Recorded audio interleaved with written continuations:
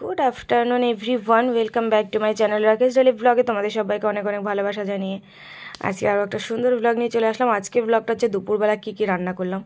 এখানে হচ্ছে লাউ পাতা বাটা করেছি, টমেটো দিয়ে টক ডাল করেছি, আর হচ্ছে আলু ভেন্ডি ভাজা হয়েছে, আর যেটা হচ্ছে মেন স্পেশালি এই যে লাউ শাক আলু বেগুন সব সবজি দিয়ে মানে একটু মাখা মাখা তরকারি করেছি, আর হচ্ছে কালকে ডিমের অমলেট করে ঝোল করেছিলাম, সেটা কিছুটা ছিল।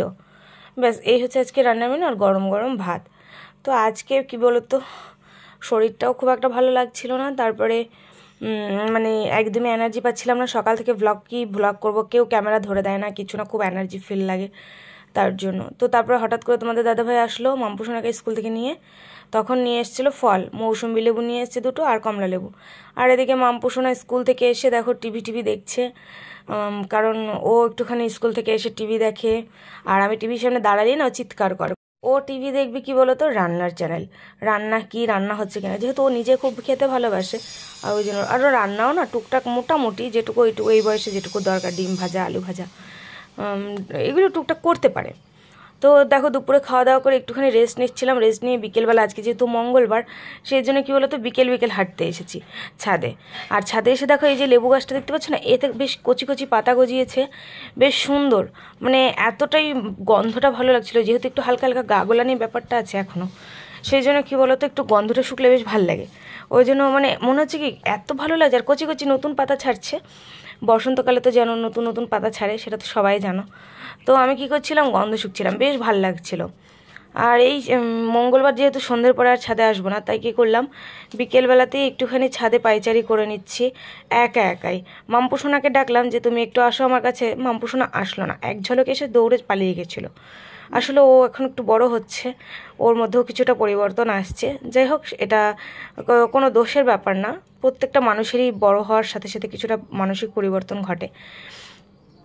তো যাই হোক, এবারে আমি যে হাঁটাচলা করে আমি নিচে যাব, নিচে গিয়ে বাসি বলছি নিচে গিয়ে সমস্ত যে বিকেলের কাজকর্মগুলো রয়েছে। আর আজকে কী হয়েছে জানো, আজকে দুপুরবেলা আমরা খাইনি। আজকে দুপুরবেলাতে মানে একটার সময় বললাম না শরীর খুব খারাপ লাগছে, রান্নাটা করে জাস্ট শুয়ে থাকতে থাকতে হট করে ঘুমিয়ে গেছি। তোমাদের দাদাভাইকেও খেতে দিতে পারিনি, তোমাদের দাদাভাই নিজেই নিয়ে খেয়ে দিয়ে বেরিয়ে গেছে। আর আমি আর মাম্পুসোনা যে ঘুমিয়ে গেছিলাম, উঠেছি হচ্ছে 4:30টার সময়। এবারে দেখো 4:30টার সময় উঠে ভাত খেয়েছি, খেয়ে দিয়ে উঠে আর তো সন্ধ্যাবেলা কিছু ওই জন্য আজকে তেমন কিছুই খাইনি, দুধ টুধ সব পড়ে রয়েছে, দুধ আজকে জাল দিইনি। এবার এসে রাতে রান্না করব। আর আজকে রাতেরও যে দেখো চাল ধুয়ে ভিজতে দিয়েছি, আর আজকে মশলা দেখে বুঝতে পারছো, ভেবেছিলাম আজকেও চিকেন করব, কিন্তু দোকানে পাঠিয়েছিলাম মাকে আর মাম্পুকে, দোকানে গিয়ে দেখছে বন্ধ, মানে দূরে তো যেতে পারবে না ওরা হেঁটে হেঁটে, ওই জন্য কাছের যে দোকানটা থাকে ওখান থেকেই আনা হয়। তো সমস্ত মশলাপাতি কেটে নিয়েছি, আর এখানে 6টা ডিম সিদ্ধ বসিয়ে দিয়েছি, আর ডিমের ঝোল করব আর ভাত করব। আর একটা কথা, যেহেতু মানে আজকে দুপুরবেলা মানে ভাত করিনি, তার জন্য কিছুটা ভাত ছিল, সেই ভাতটাও কিন্তু আমি ভাতের মধ্যে দিয়ে দেবো। এই হলো ব্যাপার। আর কি ভাবছো, এখানে আমি বিরিয়ানি নিয়ে বসে গেছি? না গো না, বিরিয়ানি নয় এটা। এটা হচ্ছে দেখো, মানে কিছুদিন আগে এখন শরীর এরকম যায়, কিছু জিনিস এমন হয় যে ভুলে যাই। কিছুদিন আগে চাউমিন সিদ্ধ করেছিলাম, চাউমিন খাবো বলে দিই, তারপর সন্ধ্যাবেলা হঠাৎ করে মুডের পরিবর্তন হওয়াতে আমি কী করলাম, চাউমিনটাকে সিদ্ধ করা অবস্থাতে কন্টেনারে ভরে ফ্রিজে রেখে দিয়েছিলাম। এবার ফ্রিজে যে রেখেছি কদিন, মানে বুঝতে পারছো 15 দিন হয়ে গেছে, ওতে ফাঙ্গাস বেরিয়ে গেছে।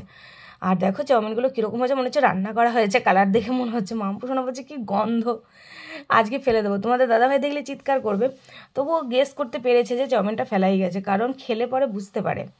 ও কী বলো তো, ওই ঘরের এই টুকটাকের দিক থেকে ও প্রচণ্ড মানে সচেতন, সেই জন্য ও সব কিছু টের পায়।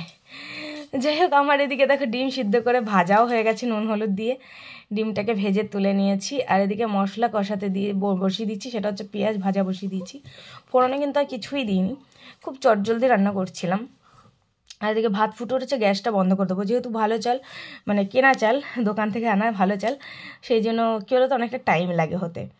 তো আমি এখানে পেঁয়াজটা লাল লাল করে ভেজে নেব, আর পেঁয়াজটা ভাজার পরে আমি এর মধ্যে একে একে সমস্ত মশলাগুলো দিয়ে আলু দিয়ে দেবো, সব দিয়ে এবার দেখো ভালো করে কষিয়ে নিচ্ছি, যতক্ষণ না পর্যন্ত কষানো হবে, তেল ছেড়ে বেরিয়ে আসবে, ততক্ষণ পর্যন্ত কিছুই না, কষিয়েই যাব। তো আজকে ডিমের ঝোলটা পুরো একদম চিকেনের মতন করে রান্না করেছি। তো মশলাটা প্রায় কষে এসছে, এই সময় আমি দিয়ে দিয়েছি ডিমগুলো। ডিমগুলো দিলে কী বলো তো, ডিমগুলোর মধ্যেও না ভালো মতো এর স্বাদ, মশলার যে একটা সেন্ট সেটা কিন্তু ঢুকে যায়।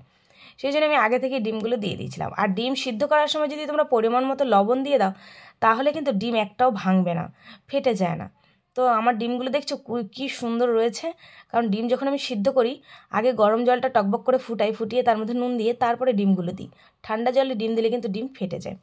টিপসটা বলে দিলাম, কাজে লাগবে আশা করি। তো ডিমের ঝোলটা ফাইনালি রেডি হয়ে গেছে। আর এখানে আমি দেখো গরম মশলা দিয়ে দিয়েছি, মিট মশলা দিয়ে দিয়েছি, চিকেন কারি মশলা ছিল সেটা দিয়ে দিয়েছি। আজকে যেহেতু ধনেপাতা ছিল না, নাহলে ধনেপাতাই আমি বেশি ব্যবহার করি রান্নাতে। তো ডিমের ঝোলটা এবার আমি নামিয়ে নেবো, আর খাওয়া দাওয়া কমপ্লিট করে তারপরে একবারে আসবো তোমাদের সামনে। তো খাওয়া দাওয়া কমপ্লিট করে চলে এসেছি। এদিকে দেখো বাসনপত্র সব মেজে রাখবো।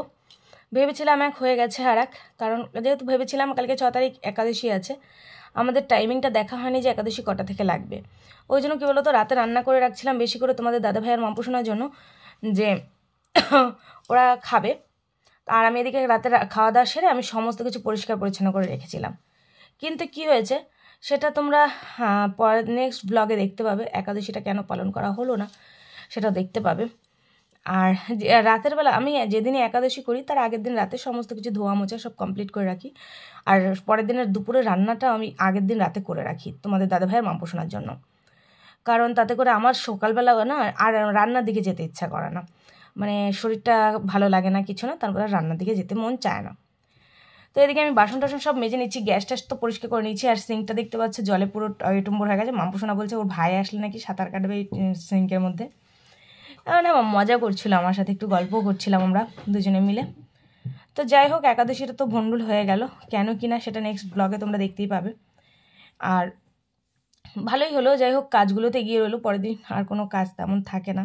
রাতের বেলা কাজ করে রাখলে বাসন মাজা, শোনো আমি ম্যাক্সিমাম রাতের বাসনগুলো আমার শাশুড়িমা মেজে দেয়, কিন্তু আজকে আমি মেজে রাখলাম, কারণ ওনারও শরীরটা ভালো যাচ্ছে না একদমই।